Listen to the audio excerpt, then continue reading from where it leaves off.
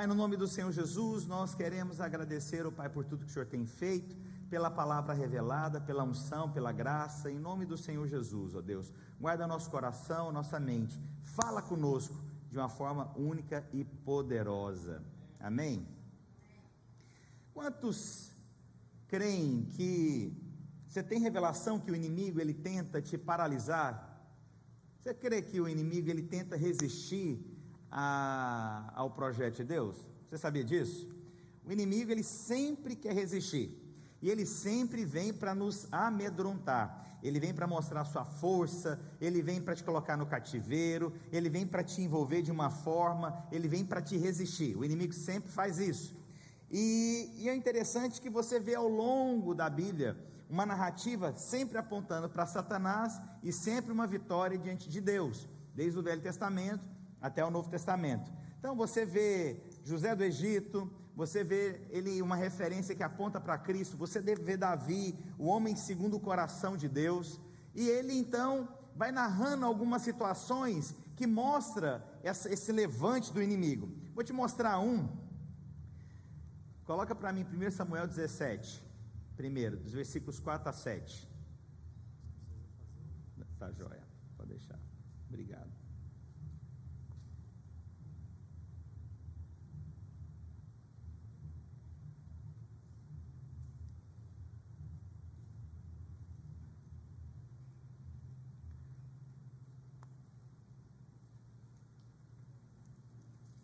Agora foi.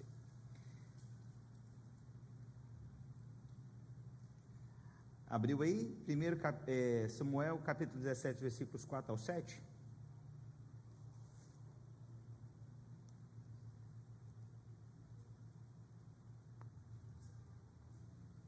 Olha só, a palavra de Deus diz o seguinte, está ali?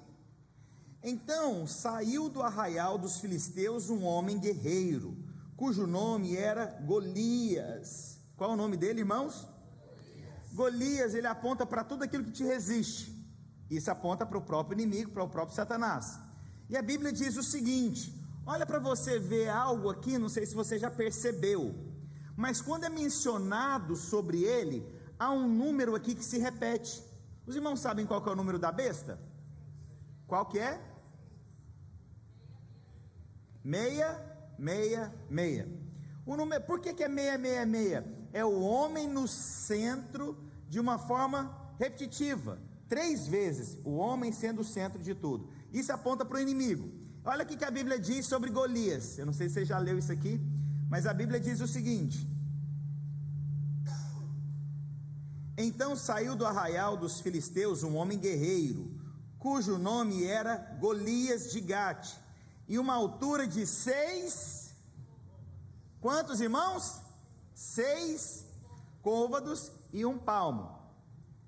Presta atenção, aparece qual o número ali falando o tamanho dele? 6, presta atenção. E ele trazia agora algumas coisas carregadas no seu corpo. Vamos contar quantas? Vamos lá. Ele trazia na cabeça um capacete de bronze, ele vestia uma couraça de escamas, ele trazia caneleiras de bronze e um dardo de bronze entre os ombros. A haste da sua lança era como o eixo do tecelão, e a ponta da sua lança, de quantos irmãos? Quantas coisas ele estava vestindo? 6. Qual era a altura dele? 6. Olha, até a criança está participando comigo. E o que constava? Qual que era o peso do que ele tinha? Quantos ciclos de ferro, irmãos? 600. Você consegue ver que não é à toa porque que Deus detalha? Você consegue ver que o inimigo, ele aponta para o próprio diabo? 6 de altura, 6 de traje e mais 600. Você vê que o número 6 ele é de forma repetida para apontar para quem? Para Golias. Isso não é um acaso. Ontem eu estava lendo isso e eu fiquei lendo, falei, gente, e aí por curiosidade, eu fiquei pensando, gente, se isso aqui bater 6, eu vou ficar chocado. Eu falei,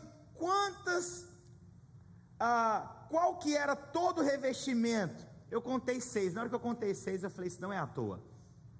O inimigo sempre se levanta, então toda vez que o inimigo se levanta, ele está querendo mostrar o que para você? Não é à toa que as circunstâncias acontecem, é o inimigo, e a Bíblia fala que a nossa luta não é contra carne e nem sangue, mas contra principados, potestades e dominadores deste século. Isso aqui, irmãos, essa nomenclatura que é dita aqui, a forma principados, potestades, dominadores desse século, ele fala sobre uma hierarquia, por isso que vai falando dessa forma, principados, potestades e dominadores desse século. Isso está falando de uma hierarquia que acontece no mundo espiritual, isso está falando também que a localidade fala, então por exemplo, o tipo de luta que os principados, potestades e dominadores desse século no Brasil agem, não é a mesma forma que age nos Estados Unidos, porque há demônios que operam em localidades, da mesma forma que é diferente na Europa, da mesma forma que é diferente na África, mas uma coisa todos têm em comum, todas elas têm um levante do inimigo.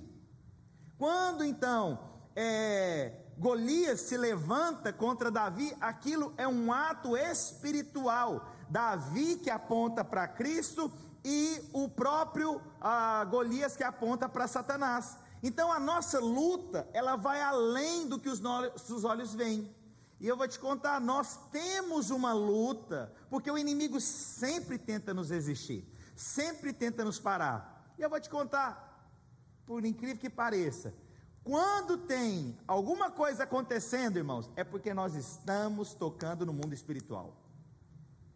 O inimigo não vai se levantar para quem não tem feito nada. Eu até assusto, irmãos. Não tem nenhuma resistência, mas nenhuma, irmão. Espera aí, o Senhor falou que nós seríamos perseguidos quando fizéssemos a obra em o nome dEle. Por que então você não tem sido perseguido? Tem alguma coisa aí. Se tem resistência, eu quero te contar, você está tocando em coisas divinas. Amém? Pastor, então eu vou orar para vir problema? Por favor, não seja tolo, né, irmãos? Isso aí, de jeito nenhum. Amém? Você vai orar pela provisão de Deus, você vai orar para que Deus abra portas, mas você tem que entender primeiro o seguinte, que as lutas que você tem passado, as situações que você tem passado, é o meia se levantando contra você, o próprio diabo colocando circunstâncias para te resistir, para te parar, mas nós não vamos parar em o nome do Senhor Jesus Cristo, amém? Ok, entenderam isso aqui? Agora vai lá para Lucas capítulo 8, versículo 29, consegue ver então que Golias, ele aponta diretamente para o diabo, e ele tem uma estratégia para nos parar. Eu vou te falar aqui, baseado nesse texto aqui, vai lá no versículo 27, por favor. Logo ao desembarcar, veio da cidade ao seu encontro um homem possesso. A Bíblia narra aqui uma questão de uma travessia, nós já pregamos isso no passado, mas eu parei nessa travessia e agora eu vou entrar, na hora que ele entra na cidade, o que acontece? Logo ao desembarcar, veio da cidade ao seu encontro um homem possesso de demônios, que havia muito, não se vestia e nem habitava em casa alguma, presta atenção, isso aqui eu vou pregar sobre isso, porém vivia nos sepulcros, e quando viu a Jesus, prostrou-se diante dele, exclamando e dizendo em alta voz, que eu tenho contigo Jesus, Filho de Deus Altíssimo, rogo-te que não me atormentes, versículo 29, porque Jesus ordenara ao espírito imundo que saísse do homem, pois muitas vezes se apoderara dele, e embora procurassem conservá-lo, preso com cadeias e grilhões, tudo despedaçava e era impelido pelo demônio para o deserto. Volta lá no versículo então 27, que é onde é a nossa base. Então, discernimento, se levantou, posicionou contra as coisas de Deus, tem dito coisas que não procedem de Deus, irmãos, isso é o inimigo claramente, você tem que ter esse discernimento. Mas agora a Bíblia diz o seguinte, que essas características seguem alguém que está vivendo na opressão, Nós estamos orando por conversão, irmãos. Tem muita gente que está vivendo oprimido, mas não tem discernimento, e nem nós. Por isso, quando nós olhamos para Golias, e nós vemos aquela riqueza de detalhes, quando Deus fala do número 6 de forma recorrente, 6 côvados de altura, 6 características daquilo que ele vestia, eu tenho que ter discernimento contra o que eu estou lutando. Aquilo não era uma luta natural, aquilo era totalmente espiritual. Então, quando eu chego agora, diante dessa situação, dessa pessoa possessa, eu tenho que ter um discernimento. O que acontece quando alguém está vivendo em opressão, deprimido, angustiado? Essas características, elas rodeiam essa pessoa. E olha só o que a Bíblia diz. Vamos lá, o homem possesso de demônios, que havia muito, e ele não se vestia. Essa é a primeira característica de alguém que ela está vivendo uma opressão. O que é não se vestir? É mostrar a sua nudez. O que a Bíblia fala sobre nudez? O Senhor, Ele corrige severamente os filhos de um homem, lembra da história? Que expôs a nudez do pai, lembra disso? E a Bíblia narra então, que os filhos, um dos filhos de Noé, foi amaldiçoado. Por quê? Porque expôs a nudez do pai. Presta atenção, essa situação aqui, ela aponta diretamente para o inimigo. O inimigo sempre quer expor você, ele quer expor a sua nudez, ele quer expor aquilo que você guarda, aquilo que você é diligente, ele quer mudar aquilo que não deveria ser colocado para os outros, de uma forma onde você se torna refém, porque você fica exposto com a sua nudez, com a sua vergonha. Então o inimigo, ele sempre quer o quê? Colocar a sua nudez exposta. Pastor, mas Deus pode colocar? Eu vou te falar no que eu creio, lendo a Bíblia, isso é uma convicção minha. Deus sempre, a iniciativa é de guardar. Deus não sai expondo o seu pecado, antes Ele te dá uma oportunidade. Ele fala com você, Ele fala o que não convém, Ele te dá uma oportunidade. O inimigo não, ele já quer vir e te colocar logo exposto, porque sabe que se você ficar exposto, você perde a credibilidade, você perde a confiança. Duas coisas que o homem tem que entender na vida que ele pode perder, irmãos: credibilidade e confiança.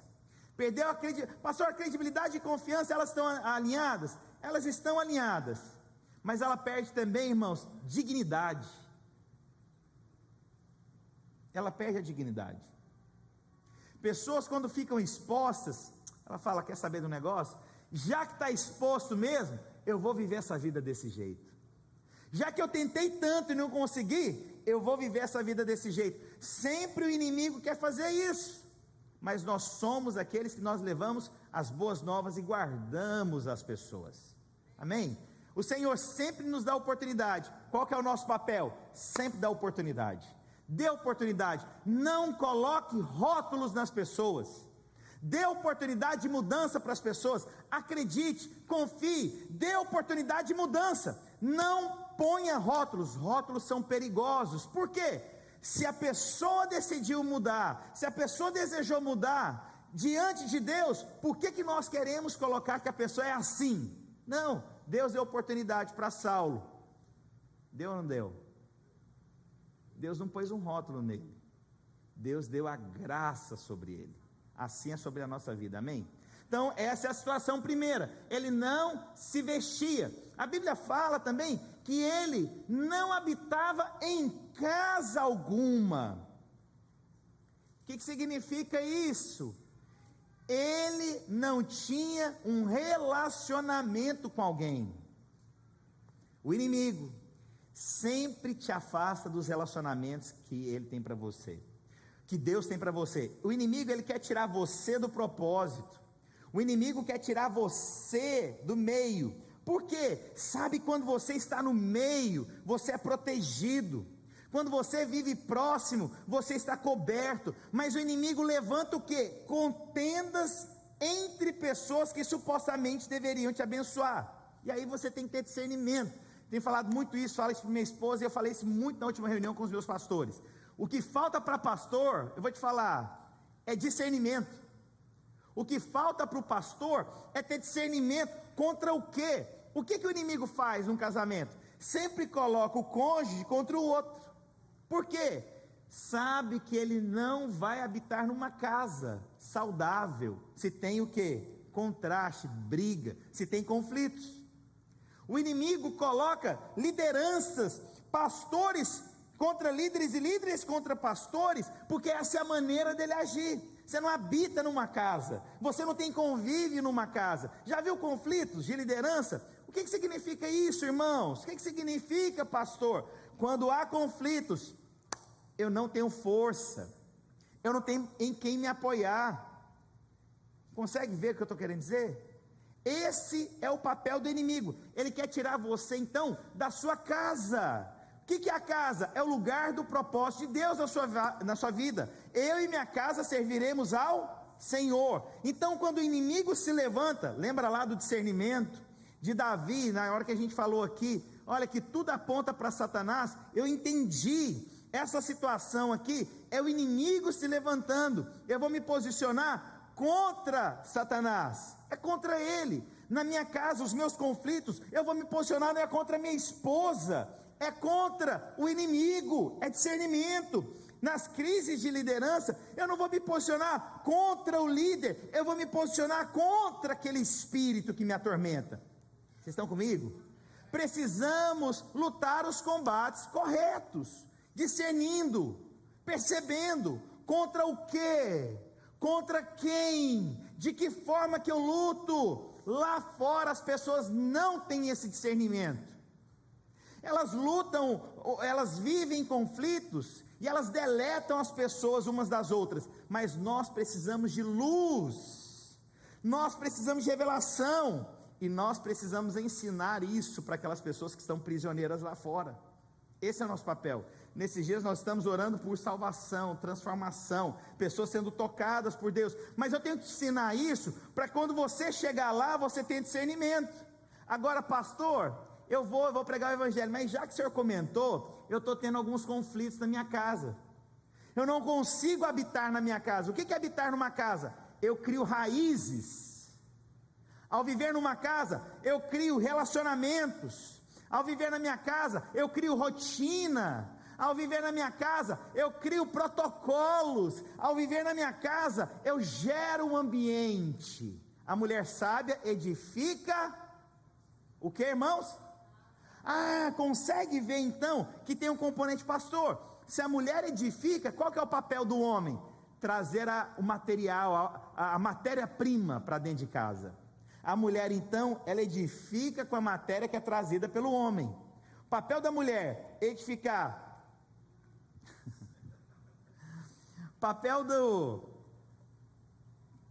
da mulher, edificar. Papel do homem, trazer a matéria-prima. Fiquem comigo aí que acabou a bateria aqui, viu? No negócio que está segurando vocês. Mas tem gente lá também, né? Vocês estão comigo aqui, irmãos?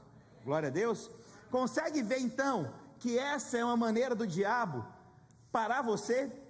Um homem instável na casa, ele é instável em tudo. Um homem que não é estável nos relacionamentos com os pais, um homem que não é estável com os relacionamentos com o cônjuge, um homem que não é estável com o relacionamento com os irmãos, ele é instável em tudo. Quantos creem que nós somos uma família? Já viu essa música? Como o corpo, assim, não precisa cantar ela hoje não, tá? Só estou dando assim, bem ajustados, totalmente firmados, unidos. Aí você chora, né? Você pega a ceia, eu tenho uma aliança com você e tal, até o primeiro conflito. Por quê? Nos falta discernimento. O inimigo não quer que você habite em casa alguma. Ele resiste. O inimigo não quer que você tenha vínculos na casa de Deus. O inimigo quer resistir, e depois, irmãos, quando passa o tempo, eu vou te falar algo, diante de Deus, eu já tive lutas com a minha liderança, que na verdade, era só falta de discernimento, era o inimigo querendo parar o quê? O mover de Deus. Lutas e conflitos, que depois eu parei, eu nem lembro às vezes o que me levou àquele conflito, eu falei, gente, que tolice, faltou discernimento. Às vezes, alguma situação que acontece comigo com a Gisele, esses dias eu estava falando para ela, aconteceu uma situação entre nós, falei, amor, isso eu não me preocupo, porque eu sei que isso é o inimigo, isso é uma resistência, isso não é natural, eu tenho discernimento, amor, isso não é algo que eu vou levar para o pessoal, eu tenho discernimento que o inimigo está tentando me tirar da minha casa, amém? Olha só, nem habitava em casa alguma, porém vivia nos sepulcros, versículo 28, e quando viu Jesus, prostrou-se, agora vai, aí, só um minutinho, e aí ele diz, em alta voz, que tenho eu contigo, Jesus, filho de Davi, Altíssimo, rogo-te que não me atormentes. O cara está vivendo lá, os espíritos malignos atormentando, aí vira uma confusão. O que é quem está falando aqui? É o espírito maligno ou é essa pessoa? Não me atormente. O cara já está atormentado. Você acha que Deus vai para atormentar alguém? Isso aí. Pastor, mas isso aqui é o espírito maligno falando. Meu Deus! Até o espírito maligno. Deus é um Deus que põe ordem e tira o que não procede dele. O que aconteceu com Adão quando Deus volta? Ele pergunta o seguinte sobre a terra, na viração do dia fala assim, aonde estás? E aí ele responde,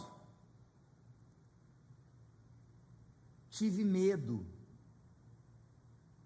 Olha a falta de entendimento. Ele teve medo de Deus, o todo Criador, mas ele não teve medo de deixar a esposa conversar com a cobra. Faltou discernimento. Deus, Ele quer trazer uma harmonia, e Ele vai tirar o que tiver que tirar, mas Ele vai estabelecer um ambiente de vida dentro de você. Quando eu entendo isso, eu estou entendendo contra quais armas eu estou lutando. A gente às vezes fica tão no meio de conflitos, de relacionamentos, de tudo, na edificação da obra, mas a gente não percebe. Gente, Deus está trazendo um conflito. Deus é Deus de paz. Deus não é Deus de confusão. Deus é Deus de paz. Pastor, há conflitos que Deus estabelece? Eu acredito que tem conflitos que Deus permite. O que é a permissão divina de Deus? Ele permite para ajuste, mas nunca é para perda da obra. Quando a obra perde, quando a sua escolha perde, quando a sua casa perde, tem um problema. Deus não está fazendo parte disso, porque Deus não tem interesse que a obra se perca. Ele não tem interesse que a sua casa se perca. Pastor João, amém?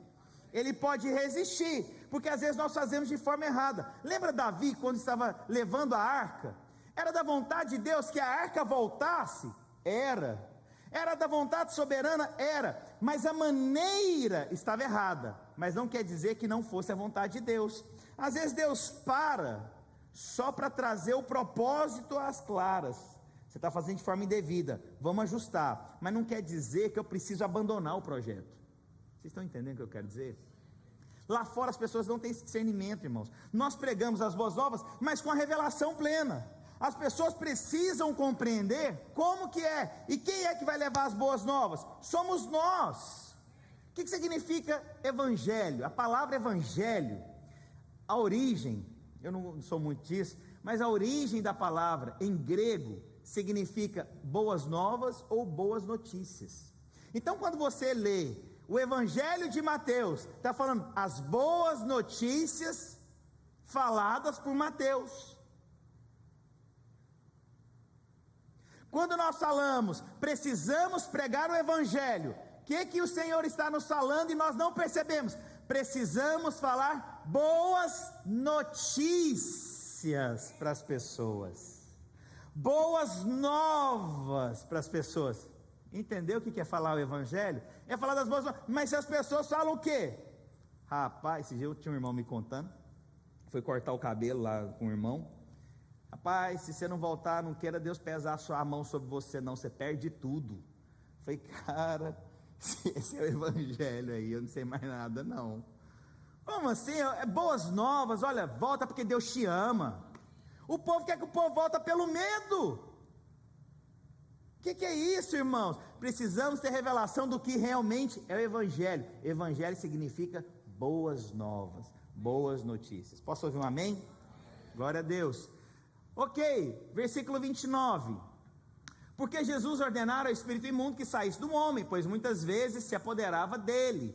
E embora procurassem conservá-lo, preso com cadeias de grilhões, despedaçava e era impelido pelo demônio para o deserto. Volta no versículo 27. Eu pulei uma coisa aqui. A Bíblia fala, porém ele vivia nos sepulcros. O que é sepulcro, irmãos?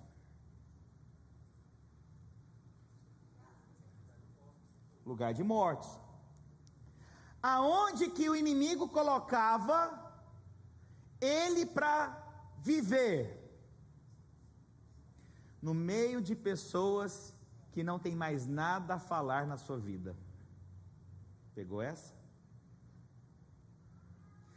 Vivia no meio de pessoas que não tem mais nada a dizer. Pessoas, quando estão no mundo, têm uma tendência de sempre estar perto de pessoas que não tem mais nada para dizer para elas. Recebi uma ligação ontem, muito triste. Um amigo meu voltou para as drogas. Por quê? Porque foi caminhar com pessoas que não tinham mais nada a dizer na sua vida. Sabe, irmãos, não queira andar com pessoas que não tenham nada para dizer na sua vida. Pessoas que te amam, se importam, elas sempre vão ter algo para dizer na sua vida, mesmo que você não goste. Mesmo que você não queira, e você tem que ter clareza disso. Então os meus filhos, um deles tem dificuldade para tomar banho. Alguém aí tem um filho assim? Ore por mim, irmãos, eu preciso melhorar como pai, eu sei. Você conhece alguém assim? Tá bom, então, depois você me conta quem que é. Esse aqui participa da palavra, mas esse menino aqui é crente. E aí, quando eu dou uma direção para ele, o que ele faz? Ah, não! Todo dia! Eu falei, é assim. Mas você sabe que quando tem maturidade, ele acha que é do jeito dele. E vou te falar algo, irmãos. Existem pessoas que Deus levantou para abençoar a sua vida. E é sobre a palavra desta pessoa que o fluir vai vir, por mais que você não aceite. Por mais que você não aceite. Olhando para o meu filho, eu fiquei pensando, ele não entendeu que a palavra de bênção na vida dele vem de mim. Na hora que ele entender, na hora que eu falar, filho, vai tomar banho, ele vai mais fácil. Por quê? Porque ele precisa compreender que a palavra de bênção vem de mim. No sepulcro, irmãos, ninguém fala nada. Por isso que eu não concordo. As pessoas, eu tenho muitos seguidores na internet. As pessoas falam, nossa, você tem muito discípulo. Discípulo? Só porque deu um like num negócio meu, porque curtiu uma foto, fez um comentário? Não. O discípulo é aquele que vai caminhar junto, que vai comer 1 quilo de sal, que vai ouvir o que tem que ouvir e vai permanecer no final. Esse é discípulo. Mas quando eu vou para os sepulcros, eu vou porque eu não quero ouvir ninguém. Não precisa ouvir ninguém. É o que eu quero, é a minha escolha. Pois é, essa é a maior cegueira que nós podemos viver, irmãos. Lá fora o mundo caminha assim. Eu não quero me envolver. Ah, não, no dia que Deus falar comigo, eu volto. Não, Deus não fala comigo? Fala. Na hora que Ele falar, eu abro mão de tudo e volto. De uma tolice, porque Deus vai falar através de pessoas. Deus vai usar, irmãos, eu já me rendi a isso. Então, pastora Luiz, quando me liga, pede alguma coisa, irmãos, eu não penso meio segundo. Eu não tenho aquela história, não, deixa eu pensar, pastor. Irmãos, não dura meio segundo. Fala, pastor, já está feito. Por que eu entendi isso? Porque se eu quero caminhar a minha vida sem ouvir quem Deus colocou na minha vida para falar, eu vou viver nos sepulcros. Pessoas lá fora vivem assim, e elas acham que estar no meio de outras pessoas, ela está vivendo a vida. Ela vai para uma festa. Você lembra, antes de você converter, que você ia para a festa e de repente chegava uma hora, você pensava: o que eu estou fazendo no meio desse povo? Não tem nada a ver. Já era o Espírito mostrando que você estava perto de pessoas mortas diante de Deus, sem vida. Agora, pastor, eu vim para a vida da igreja. Como é que é? É o mesmo risco. Eu caminho na vida da igreja, mas eu não ouço quem Deus colocou para falar na minha vida. Eu pareço que eu estou revestido de sabedoria, mas eu estou caminhando uma vida de morte. Sou independente, eu faço o que eu quero, eu resolvo o que eu quero, eu falo do jeito que eu quero, eu não preciso me submeter, eu não preciso ouvir ninguém. Você está caminhando da mesma forma que alguém do mundo, mas agora revestido da salvação. Pois é, cuidado, salvação é um passo, reinar é outro. Cuidado, porque nós caminhamos muitas vezes assim. Os irmãos estão comigo? Deixa eu beber uma água aqui, irmãos. Os irmãos compraram água? Parece que acabou já, né? Por causa da tempestade que estão vindo. Irmãos, comprem água, isso é muito importante. Achem água. Já esgotou, não tem lugar nenhum mais que tem. Ontem eu saí para comprar, não achei nada. Versículo 29 agora. Estou terminando, irmãos, a gente vai ter um tempo aqui para orar. A Bíblia diz: porque o Jesus ordenara ao espírito imundo e tal, e a Bíblia fala: e tudo despedaçava e era impelido pelo demônio para o deserto. E é onde eu vou terminar aqui. Agora o diabo, ele coloca você no deserto. O deserto, irmãos, é um lugar de aflição, sem vida, não flui, não tem água.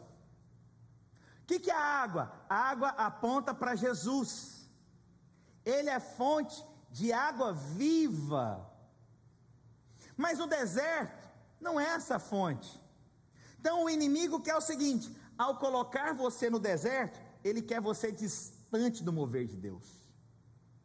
Ele quer você distante da vida de Deus.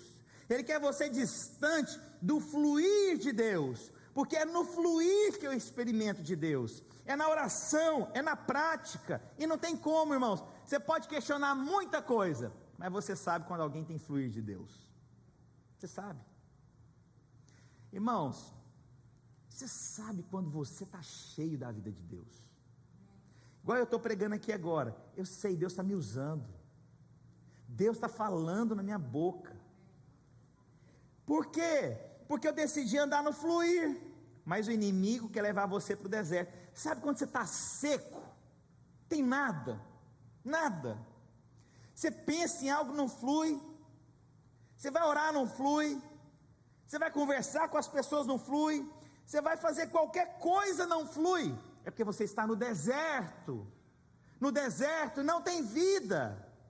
E Deus nos fez para a vida abundante. Deus nos fez para um transbordar, irmãos. Não é pouco, é muito. Mas o inimigo quer levar sempre você para o deserto. Eu não quero ter contato com ninguém, não. Me deixa aqui. No deserto você não precisa ouvir ninguém. Você vai para qualquer lado que você quer. Você está no deserto mesmo. Faz diferença para onde é que você está indo. Vou fazer do meu jeito. Vou fazer da forma que eu quero. O mundo lá fora é assim. Mas nós não podemos aceitar essa vida do deserto aqui, irmãos. O deserto é só uma transição. Não é a sua residência.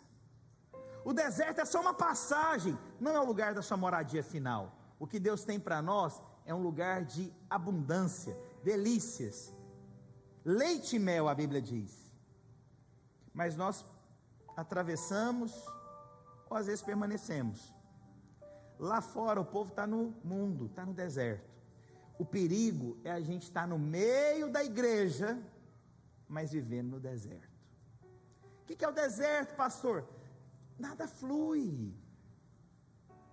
Nada flui. Nada flui. E quando o nosso coração está ruim, irmãos, o que é o coração ruim? Nós começamos a achar que o problema é sempre uma outra pessoa. O que é uma outra pessoa? Alguém está me resistindo, alguém não me entende. Já viu essa coisa? Sempre alguém não me entende. Você não me entende. Esses dias eu falei para uma pessoa, eu falei, não, mano, eu te entendo, você que não aceita a verdade.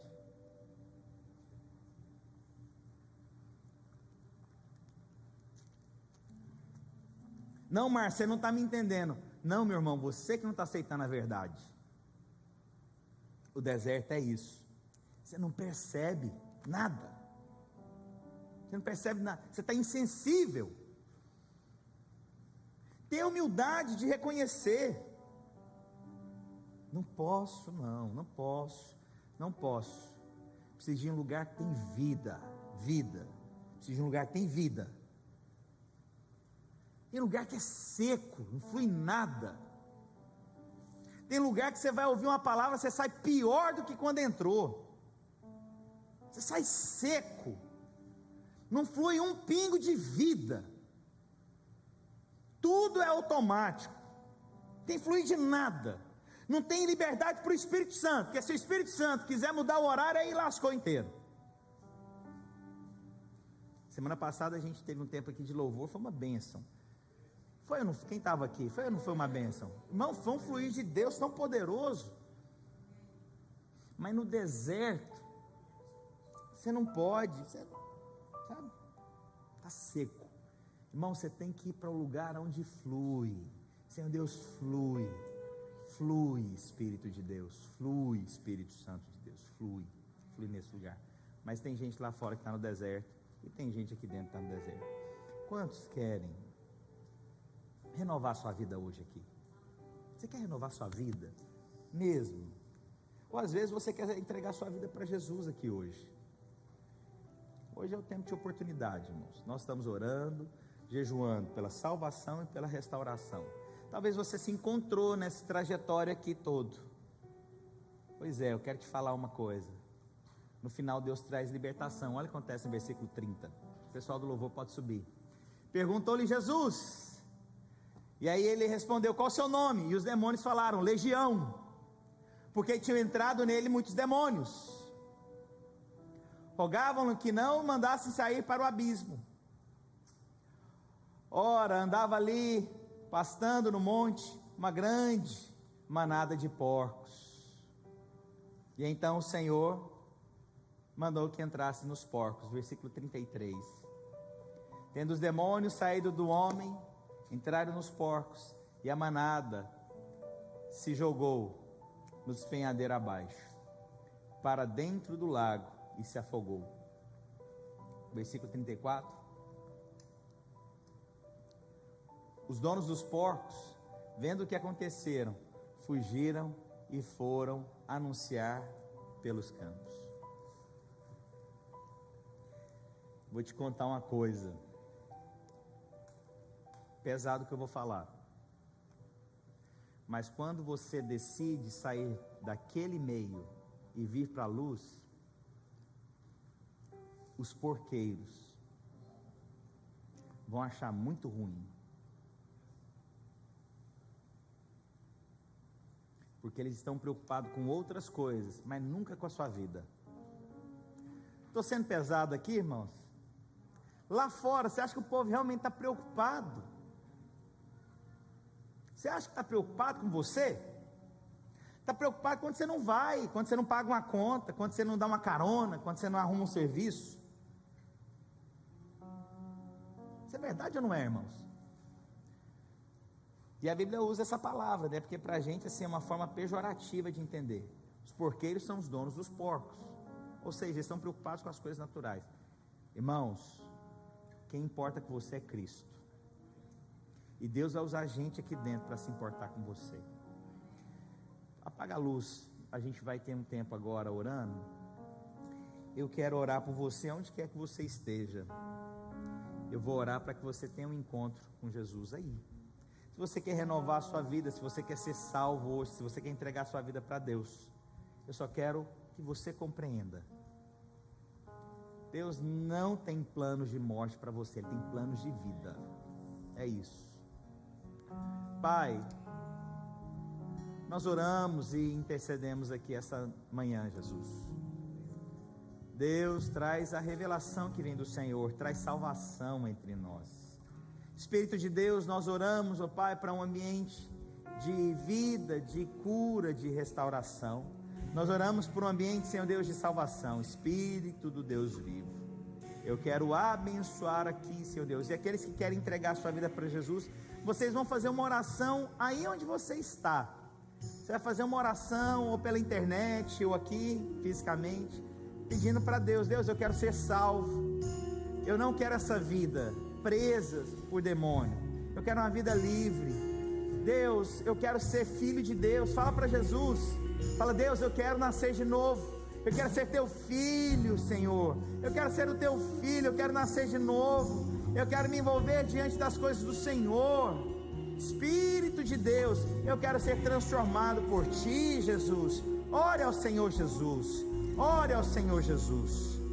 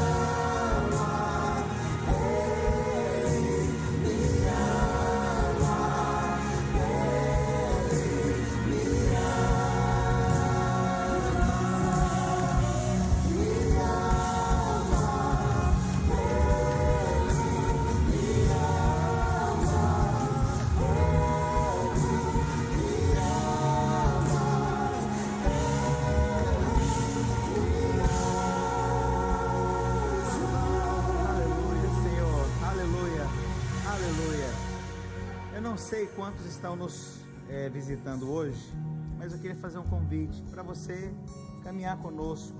Nós temos um culto às 10h30 também. O pastor Paulo é o pastor da igreja brasileira. Nós temos uma igreja americana e uma igreja hispana. E eu sou o pastor da obra. O que é o pastor da obra? É o pastor que me ajunta com os pastores, nós oramos, nós definimos coisas como a obra, para essa obra poder avançar aqui nos Estados Unidos. Se você está nos visitando, nós preparamos na recepção ali um pão de queijo só para os visitantes. Pastor, e para quem é de casa? Não, você faz e me chama. De casa você fala assim logo, não é? Mas eu estou achando que os irmãos não têm me chamado, eu estou ficando sentido com esse negócio já. Mas todos os visitantes têm ali um pão de queijo, um café, os seminaristas estão ali, eles provavelmente eles vão pegar o telefone de vocês para ligar, para orar. Os seminaristas eles estão ligando essa semana. Nós mandamos e-mails para mais de 7.000 pessoas essa semana. Nós vamos ligar para mais de 7.000 pessoas nos Estados Unidos e no Brasil, para abençoar essas pessoas. Se você quer receber uma mensagem nossa, você vai passar ali, vai deixar seu telefone, os seminaristas vão anotar, vão ligar para vocês, vão orar, vão agendar uma visita. Tenho certeza que esse é um tempo oportuno para isso, tá bom, irmãos? Quero falar que vocês são muito bem-vindos e que nós amamos a vida de vocês. Então, às 9h da manhã, você vai ver aqui o pregador, o pastor Márcio, falando. Às 10h30 é o pastor Paulo, e nós temos então o salão americano e nós temos o hispano também, 13h, tá bom? Glória a Deus.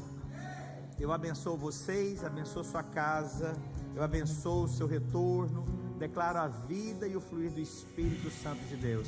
Eu abençoo você em nome do Pai, em nome do Filho e do Espírito Santo de Deus. Amém? Glória a Deus. Uma salva de palmas para o Senhor Jesus.